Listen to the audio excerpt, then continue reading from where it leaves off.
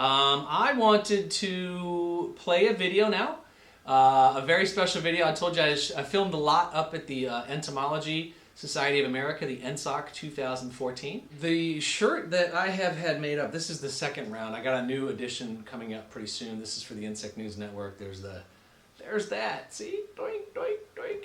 It's a symbol for the tribe. But on the back of the shirt, even the original, the first edition of the shirt, which I created back in 2010, has a quote on the back, and there it is. See if you guys can read that. It's probably backwards. Can you read it backwards on your side?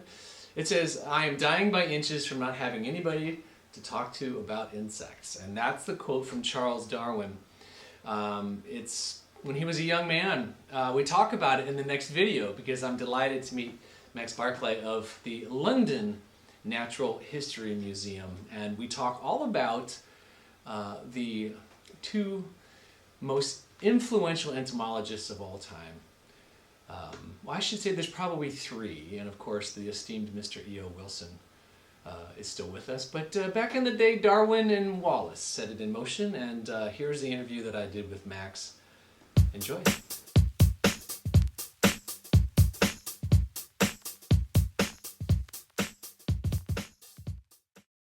I was saying, sorry, ladies and gentlemen, I'm with That's not live, is it? no, of course not. The magic of editing, but I might run the whole thing just to have a good time. So, as I was saying here, I made a delightful connection here with a man from the other side of the pond, Mr. Max Barclay here. He is the insect curator at the Natural History Museum of London. Max, I wanted to welcome you to the Insect News Network and the Beathon. Hey, nice to have you on board. Thank you very much. Thank you, Emmet. Now, of course, the interesting thing about this after hours is that we're sitting here having a fine pint of a local amber called Dead Guy. That's the name of the beer. It tastes pretty good too. And actually, the beginning of our conversation kind of revolved around dead guys as well. You know, we started. Max first noticed the quote by Charles Darwin on the back of my shirt, and as the curator of this collection at the Natural History Museum, Max is one of the world's leading coleopterists, which is beetle specialist. But you have an insight to the world of the human-insect connection that is pretty transcendent. How many years have you been at the collection? Oh, about 15. 15 years. And why don't you share for the viewers a little bit about the size and scope of this collection? Well, at the Natural History Museum, we have one of the largest, one of the oldest, most important collections anywhere in the world. I mean, the collection goes back to the 1760s. And in the beetles, we have about 10 to 12 million specimens. We have 10 to 12 million specimens. Beetle specimens. Okay. But this is just beetles. This is just beetles, yeah. We've got about 260,000 species. Wow. And as I say, that goes back to the collections of Sir Joseph Banks, who was the naturalist on Captain Cook's voyages. We've got the material collected by Darwin on the voyages of the Beagle. We've got 50,000 specimens collected by Alfred Russel Wallace in the Malay Archipelago. Amazing. And we're still collecting today. Amazing. And actually, a big chunk of our conversation has been putting all of this science into a context that means something both for the past, present, and future of entomology. Now, for those of you who are visiting the Insect News Network for the first time, the names Darwin and Wallace are probably the consummate entomologists. Would that be a good way to say that? Well, I think Darwin is certainly exceedingly well known. Yes.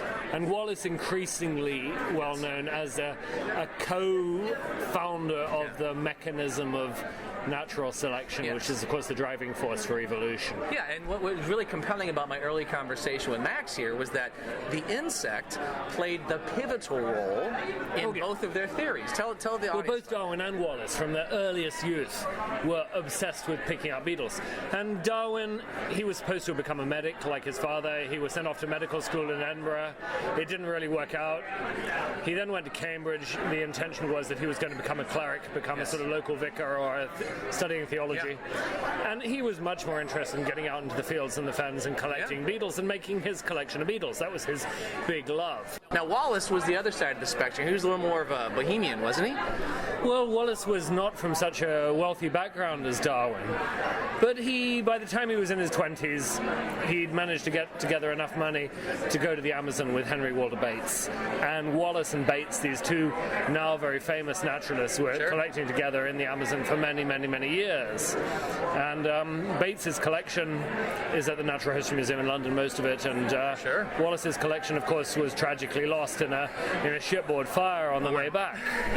But he did manage to get enough. He didn't stop there. It did not slow him down. Yes. He collected insurance money from the loss of his collection, and he went to the Malay archipelago, Malaysia and Indonesia, for 8 years, and he collected while he was there about 85,000 beetles. Wow.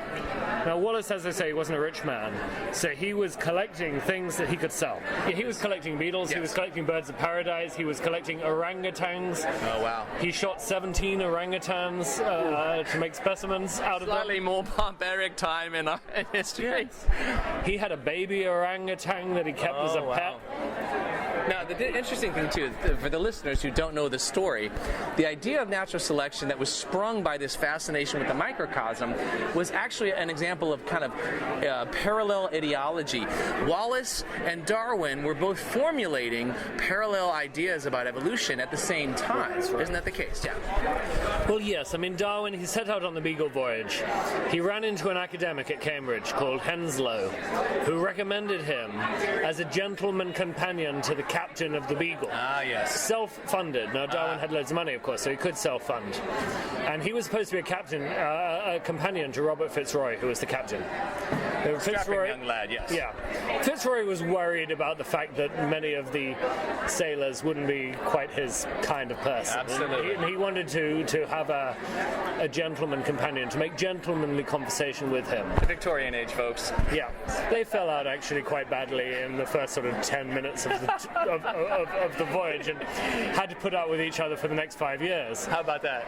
But Darwin's big interest, of course, was getting out there and collecting. And he didn't just collect beetles, he collected fossils, he collected birds, he collected rocks, he collected everything all the way around the South American coast. But one of the first stops was at the Atlantic Islands. And when they stopped places like Canary Islands and Cape Verde and the Madeiran Islands, he realized that a lot of the insects that occurred there were unable to fly. Ah, interesting. And he thinks, why are these insects unable to fly?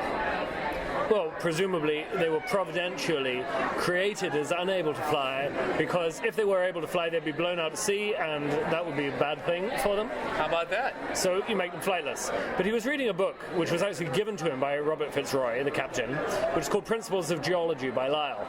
And one of the facts that he got from this book was that these volcanic islands were actually only a few million years old. So that kind of rules out creation. Yes, and of course this is at the pinnacle of this discussion, right before the debate of the role of God in evolution. Exactly. Is, So Darwin is thinking that independent of creation, what made these flightless beetles present on these islands, and he thinks perhaps they were able to fly, and they lost the ability to fly. Wow. So he started thinking about species can change. And that was slightly heretical at that time. Ding, ding, ding. Exactly. Yes. So he's thinking species can change. Things change. Things are not immutable. Immutable was the big Victorian word. That God had made everything. Bang, that's going to be that. Bang, that's going to be that. Everything is an independent creation. And suddenly Darwin is thinking these things can change. They can shift. What makes them shift? What factors make things change? Can one species change into another? Oh boy. Can one species change into another, into another, into another? What is that process going to be called? And he's looking for a novel theory. Exactly. Now, before we go any further, we have to enjoy this food and drink.